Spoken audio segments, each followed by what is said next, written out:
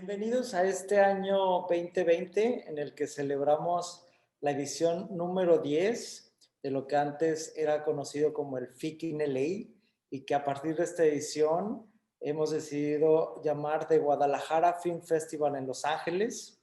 Queremos agradecer a todas las asociaciones que apoyan este festival y que hacen posible que presentemos esta 10ª edición, llevando lo mejor del cine latinoamericano y abriendo las puertas del talento latino y mostrando una industria fílmica sin fronteras.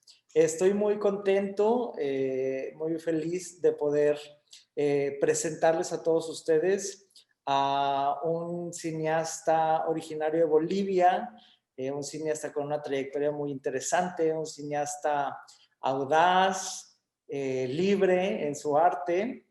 Y bueno, es un placer para mí estar aquí para poder sostener este screening to streaming del Guadalajara Film Festival con el director de la película Tume Mank, Rodrigo Bellot. Bienvenido, ¿cómo estás? Muchísimas gracias, Pavel. Feliz de estar aquí. Como lo dije en Guadalajara, es uno de mis festivales favoritos y uno de los grandes dolores de este año, de todo lo que se canceló, fue no poder ir a Guadalajara, pero ahora estoy por doble en Guadalajara y Los Ángeles. Y felicitarles a todos ustedes por esta gran iniciativa, porque están logrando que nosotros podamos llegar al público, a las audiencias. El cine es un punto de encuentro y que podamos, a pesar de todo lo que ha ocurrido este año, llegar a los corazones de las casas de todo el mundo, ¿no? Y realmente trascender fronteras. Así que muy, muy agradecido de estar aquí.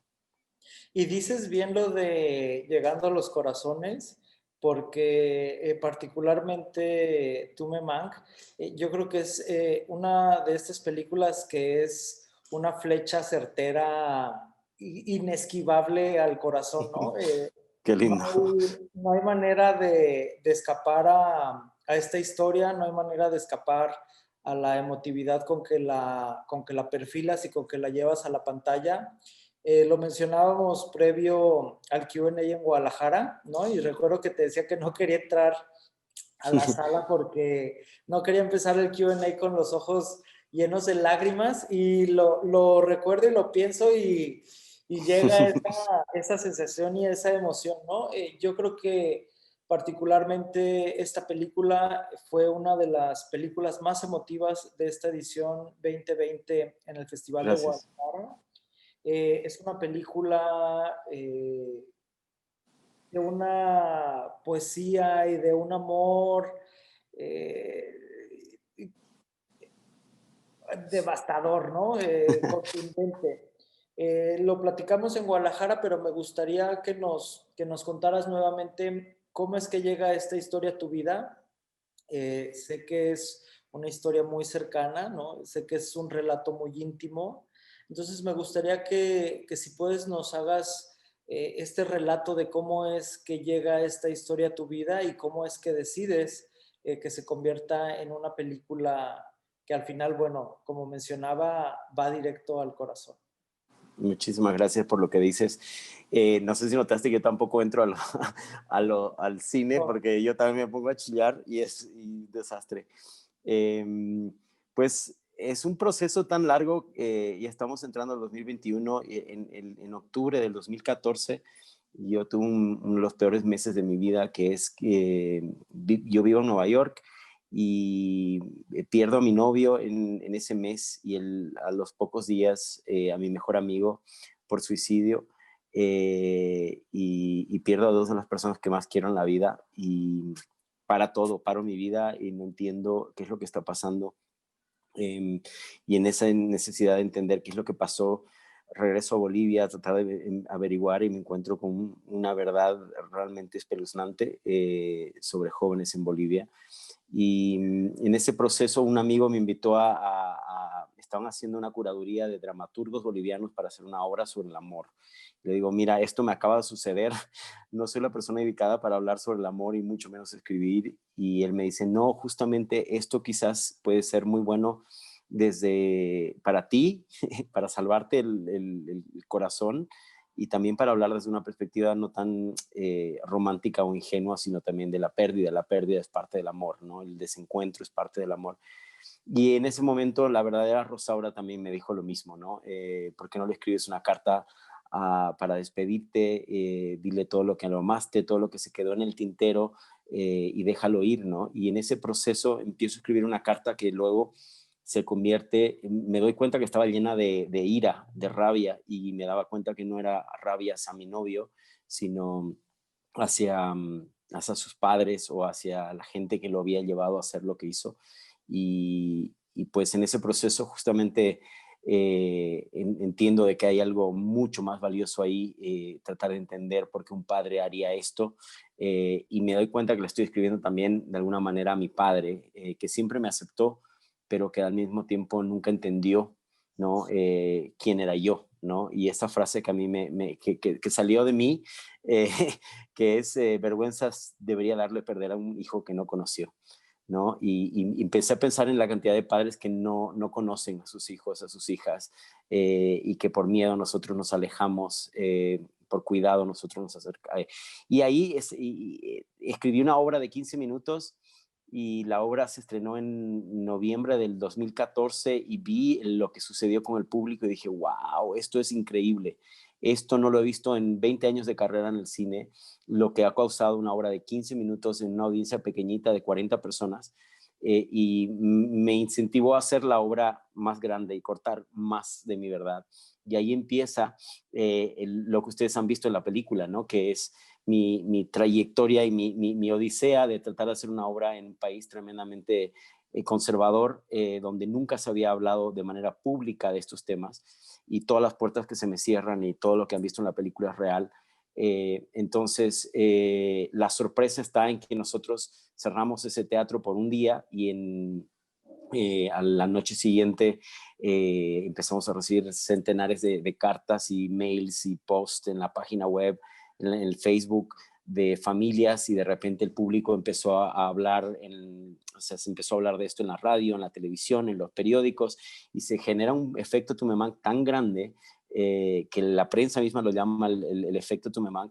Empiezan a salir del closet jóvenes en los colegios, en las universidades privadas. La primera chica trans decide exigir que en la Universidad Privada de Santa Cruz se le trate como el género correcto.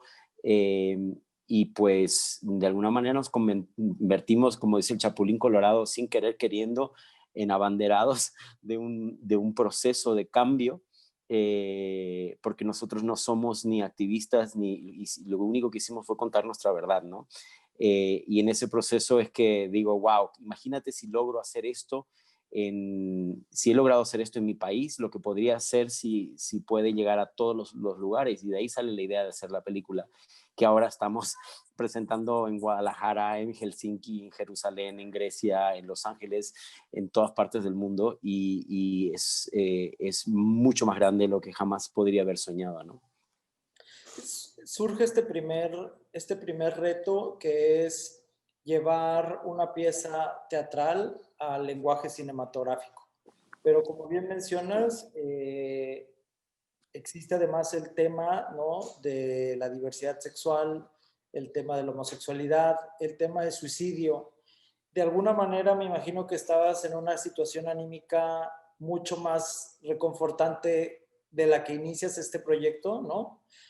Como bien mencionas, después de una etapa dura en tu vida, pero ¿cuál fue quizá, además del valor que requiere, ¿no?, mostrarse desnudo en la pantalla a través de estos personajes, pero al final contando un relato muy íntimo, ¿cuál fue quizá el reto más grande que enfrentaste al hacer esta transición o al decidir llevar esta narrativa que inicia en un discurso del teatro al lenguaje cinematográfico? Además Claro.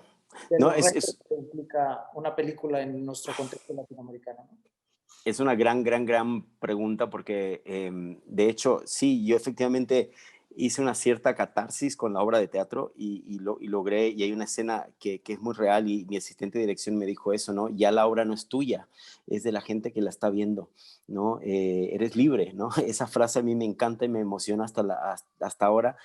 Eh, Sin embargo, con la película surgió un reto mucho más grande, que es que yo me protegí y me cuidé mucho y cuidé mucho a mi novio, a mi exnovio, en la obra de teatro, porque la obra de teatro es una conversación entre el novio del hijo y el padre, y nada más. Y hay una poética, hay como una especie de lúdico sobre el imaginario de este Gabriel, que son tantos Gabrieles y que puede ser cualquiera, ¿no?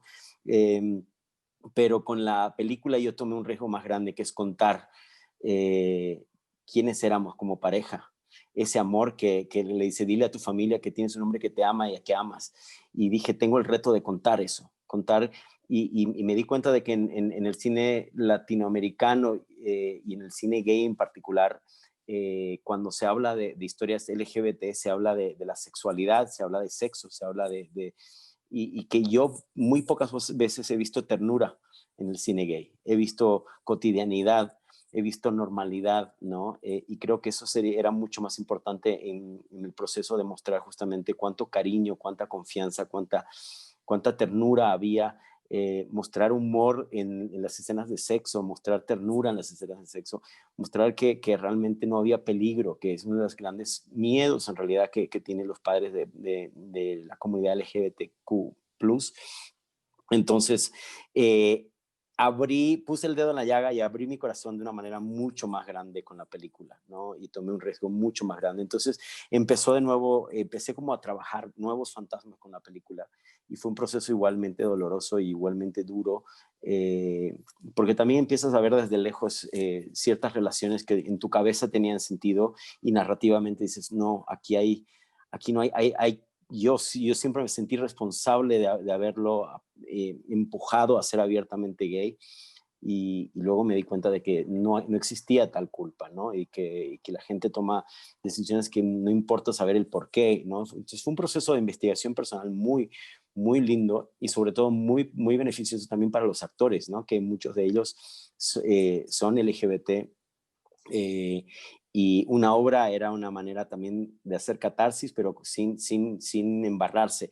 Al hacer una película, estás dejando un registro eterno, no efímero como es el teatro, y asumiendo de alguna manera también un rol en tu vida, en el cambio que tú quieres ver en tu vida, que es muy confrontador también. Entonces, creo que ese fue lo más interesante y, y eso de que incluir el proceso de la creación de la obra y lo que eso hizo en los jóvenes fue una de las ideas de mi mentor que me dijo, lo que hiciste con la obra es casi más interesante que la obra en sí. Y ahí me di cuenta de que había un proceso dual en la obra, ¿no? Contar la historia subjuntiva del padre o la imaginaria del padre y al mismo tiempo contar la cruda realidad de lo que fue hacer una obra en Latinoamérica en pleno 2015, ¿no? Pero que además creo que lo haces de una manera majestuosa, ¿no? Tú, Memán, que además creo que en el tema particularmente de lo que sería la puesta, ¿no? O el trabajo con actores, es muy original, me imagino que fue muy complicada, ¿no? El tener estos diferentes actores dando vida a un mismo personaje, pero que además lo llenan de todos estos diferentes matices que brinda cada uno de ellos de manera muy particular y que creo que es un acierto en todos los sentidos porque hace mucho más internacional y mucho más humano, ¿no? A la condición humana, el hecho de que diferentes personalidades y tal cual, literalmente personas den vida a un solo personaje, también nos habla de una condición humana que es mucho más universal, ¿no? ¿Cómo es? Y bueno, algo que no puedo dejar pasar de largo, que además lo que nos contabas en Guadalajara, ¿no? Que estos actores a su vez son gente que ha sobrevivido a este terrible problema de salud mental que es el intento de un suicidio, ¿no? No que incluso va mucho más allá del tema de la salud mental, ¿no? Que sería un tema hasta de salud del alma, ¿no? ¿Cómo enfrentas este gran reto, que creo que es una de las cosas más destacables de este filme, ¿no? Tu trabajo en relación a la dirección de actores y a esta puesta en escena. Cuéntanos Gracias. sobre eso, Rodrigo, porque de verdad es espléndido y era, creo que una apuesta muy compleja que si hubiera estado mal ejecutada o si no hubiera salido exactamente como lo planeaste, pudo haber sido un desastre total, ¿no? Sí. Y pasa lo contrario, ¿no? Es un acierto y es de una contundencia impresionante, ¿no? Una ejecución. Muchísimas gracias. No, efectivamente, un nivel de confianza y fe de mis productores y de la gente que invirtió en la película, porque fue algo inédito. No he visto nada que se haya hecho similar. Hemos tenido que filmar la película 3 veces. Pero como tú bien dices, más allá del gimmick, ¿no? De hacer una película con una propuesta diferente, yo estaba más perdido y más enfocado en mis chicos, ¿no? Estos 30 jóvenes que sale de una apuesta a cabo con el productor justamente porque me decían, no vas a encontrar nadie que se anime a hacerlo.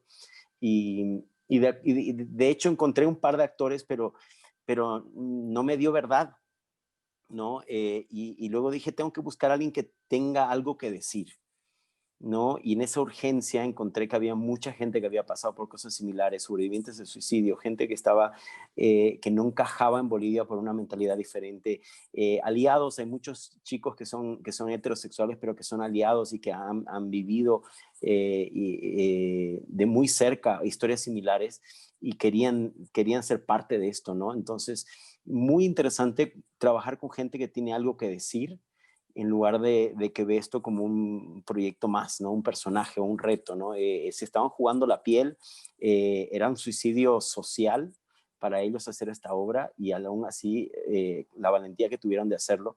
Hay un segmento en la película que habla de cómo yo los entrevistaba y el casting mío no era un casting de interpretación, sino cómo es tu vida, cuéntame por qué estás sufriendo.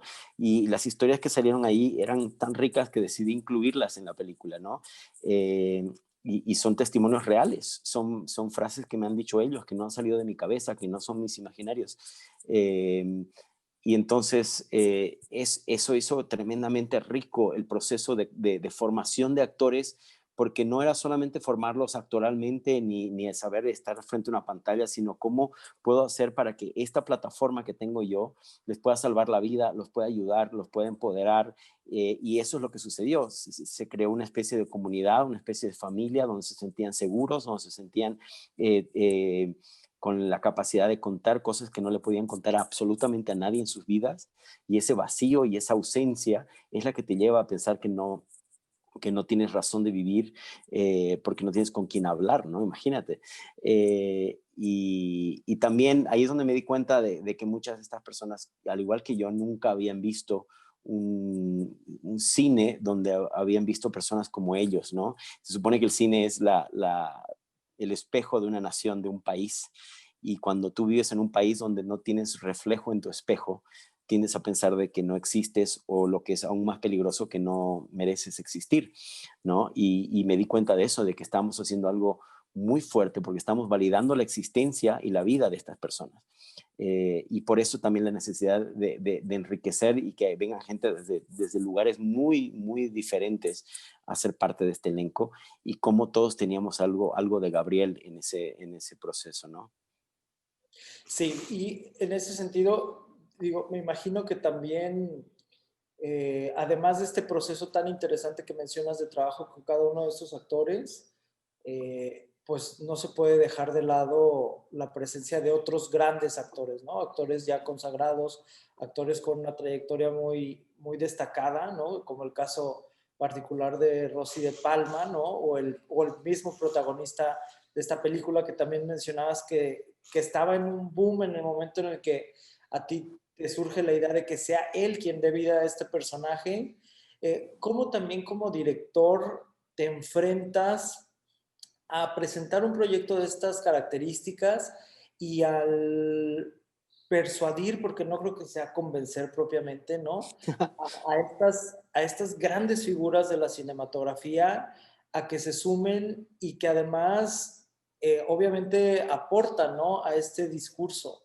¿Cómo fue esta experiencia de trabajar por un lado con actores quizá con poca experiencia, que como dices estaban mucho más vinculados a la intención o al discurso, ¿no? O al lado sensible de esta pieza, a grandes personalidades del cine que me imagino que tampoco es fácil como hacer esta sinergia y ponerlos quizá en el mismo nivel de interpretación, de fuerza en este discurso, y que como mencionaba, pues es una flecha poderosísima al corazón, ¿no? No puedes escapar Gracias. a este sentimiento que genera la película. Sí, fue un doble reto, doble responsabilidad y doble nervio, ¿no? Porque por un lado estás siendo la contención de estos 30 chicos que nunca han estado frente a una pantalla, que nunca han actuado, ¿no? Y tienes una responsabilidad muy grande de su salud mental y emocional. Y al mismo tiempo de que funcionen actoralmente, ¿no? Y que no te destruyan la película. Y ahí viene el peso de trabajar con uno de mis ídolos más grandes, y efectivamente en ese momento cuando empezamos la película, Oscar acababa de ganar la Copa Volpi en Venecia, Mejor Actor, que es uno de los premios más grandes que puede ganar un actor en el mundo. Y claro, y yo empecinado con que sea él, mi director de casting me dice, tienes 99% de chances de que te diga que no, y que en este momento empiece a hacer cine hollywoodense solo con ganadores de Oscar, ¿no? Y pues le dije, bueno, yo me quiero concentrar en ese 1% y voy a ser muy humilde y mandarle la propuesta, y pues ya tengo 99% seguridad de que me va a decir que no, entonces no hay problema. Y efectivamente a las 2 semanas él me mandó un mail a través de su representante diciéndome que quería un Skype, pero muy puntualmente me dijo, este es uno de los guiones más inteligentes que he leído en mi carrera y más humanos, y me interesa eso, ¿no? Entonces, inmediatamente en el Skype nos hicimos amigos. Oscar ahora es uno de mis amigos más cercanos, hablo casi diario con él por WhatsApp. Eh, y sobre todo un nivel de generosidad, porque él sabía el riesgo de trabajar con 30 actores naturales que nunca habían actuado, y él se convirtió en una especie de pilar, mentor, para ayudarlos a los chicos, de una generosidad, como te digo, extraordinaria, para poder subirlos a su nivel, para poder contenerlos de la misma manera, y darme una mano también como director, sin perder él también el control de que se estaba jugando la carrera con esta película, ¿no? Y ahí fue muy curioso porque el otro pilar fue Rosy. Rosy, que entró a una película donde se lloraba el 80% del rodaje, donde eran en su mayoría hombres, y ella entra como una especie de madrina con un sentido del humor maravilloso que rompía esa dureza de los rodajes. Esos chicos que cuando empiezan a llorar no pueden controlarlo, no tienen un instrumento desarrollado. Entonces ella hacía bromas todo el tiempo, los contenía, los ayudaba a relajarse, y de nuevo una generosidad tremenda para poder ayudar en ese proceso. Se ha rodado mucho con Rosy, que no quedó en la película. Entonces Rosy estaba en muchas ocasiones estaba solamente ahí para con los chicos, ¿no? Y ellas son mis niños, decía ella, ¿no? Y entonces tuve mucha suerte con ellos, de encontrar seres extraordinarios que realmente se jugaron la película más allá de un trabajo y más allá de un proyecto cinematográfico. Sí. ¿Qué viene, Rodrigo? ¿Qué viene y qué viene y qué te deja esta película como punto de partida, ¿no? O sea, como este pase de estafeta, ¿qué es lo que deja esta película en ti? Que de alguna manera es lo que permite que continúes con esta, estoy seguro y lo digo con todas sus letras, espléndida trayectoria como director cinematográfico. Gracias. A nivel personal me muero por ver tu siguiente película, pero qué viene en el futuro y qué deja Tume Mank en esta trayectoria tuya como director? Grandísima pregunta. Mira, yo había dejado de dirigir porque pensé que no, esta es la primera película que hago en 10 años. Yo había empezado mi carrera como director y me autoconvencí, por lo duro que es esta industria, de que nunca me iba a ir bien como director y que debería dedicarme a otras cosas. Y en ese proceso perdí la fe en mí mismo, de una manera muy similar, y por eso el suicidio para mí es muy simbólico en todo sentido. Eh, y ahora pues estoy retomando mi carrera como director, Totalmente, ¿no? Entonces, acabo de terminar una nueva película hace un par de meses que empieza ya festivales el próximo año. Estoy a punto de rodar otra película en abril como director exclusivamente. Eh, entonces, eso es muy, muy, muy, muy sano. Pero más allá de eso, de mi carrera, me di cuenta de que había un hilo conductor de todos los... Yo llevo 25 años haciendo cine y he hecho 14 películas entre como director y productor, mayormente como productor, y me di cuenta que todas tenían algo en común, que son historias verdaderas, son inspiradas en historias reales. Y Tumemac me hizo ver que el cine no era la meta, sino que era el vehículo. Y Tumemac me enseñó de que mi obsesión con el cine era el poder tocar corazones y el poder cambiar el mundo una persona a la vez. Y me di cuenta que tenía una vocación y una responsabilidad de servicio, de una vocación, una responsabilidad cívica y social muy fuerte.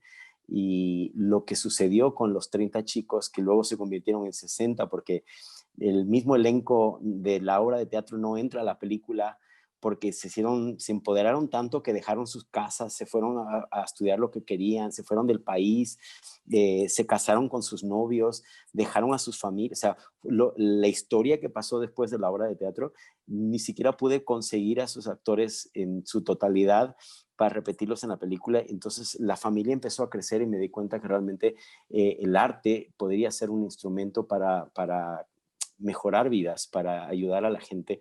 Y llevo ya desde entonces estudiando varias cosas similares para empezar también a trabajar. Tenemos un proyecto de la Fundación Tumemac y varias otras cosas que son paralelas al cine, que son parte de mi vocación y lo que será el próximo que voy a hacer en los próximos años, Dios mediante. Pues creo que queda esto como un testimonio entonces de fe, eh, Qué de lindo. fe, de fe sincera a tu trayectoria como director. Lo que dices es totalmente contundente y cierto, Rodrigo. Yo creo que esta película va mucho más allá de cumplir con una función cinematográfica placentera o bien ejecutada o de una cinematografía digna de destacar. Creo que como mencionaba, la película se convierte en una especie de flecha que va directo al corazón, y qué bello y qué sincero este diálogo que hemos tenido. Creo que al final pudiéramos sintetizar con que Tumemank siempre será una invitación al creer, ¿no? Al creer en el amor, al creer en el poder del cine, al creer en el poder de la humanidad, y que al final este amor, en casos muy particulares, como me atrevo a decir es el tuyo, trasciende la propia muerte, ¿no? Entonces, muchas, muchas gracias Qué lindo. por esta espléndida pieza cinematográfica.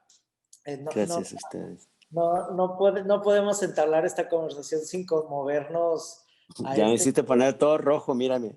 no, Estoy todo güey, rojo. lojita, sí. Pero de verdad, muchas, muchas gracias, Rodrigo, por sumarte a esta edición del Festival en Los Ángeles. Muchas gracias por llevar, ¿no?, esta encomienda fílmica mucho más allá, y por, como mencionabas, utilizar el cine como una herramienta no únicamente de placer y goce estético, sino como una evocación a lo que sería un sentido de vida, ¿no? Te agradezco Muchas mucho. gracias. No sé si quisieras agregar algo más para concluir con este Q&A y con esta espléndida presentación de la película, que estoy seguro que todos van a estar peor que nosotros, ¿no? Con la caja de Kleenex al lado.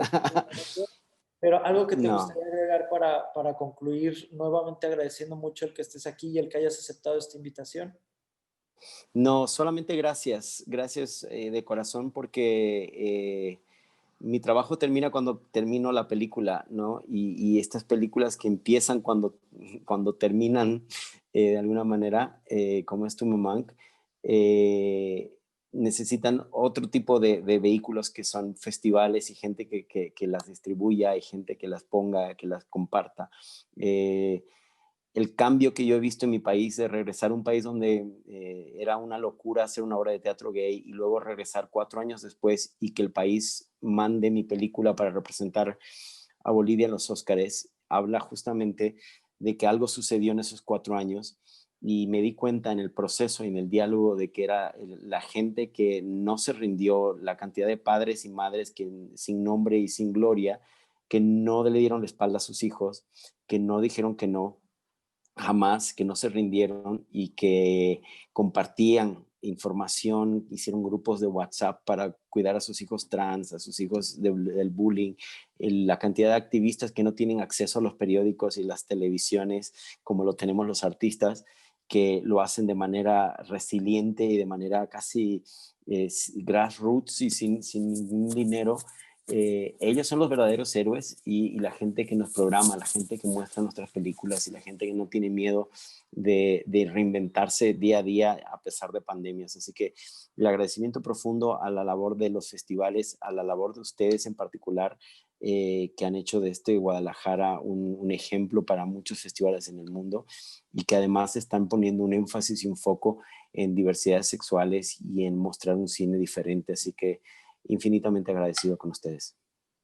Pues te mando muchos besos y abrazos. Nos vemos el próximo año en Guadalajara y de ser posible en Los Ángeles, ¿no? De manera Dios mediante.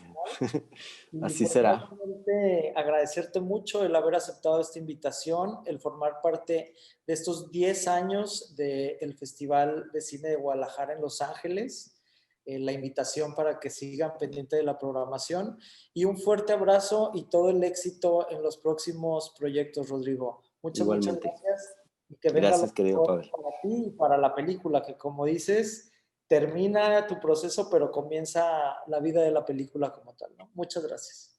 Gracias a ti.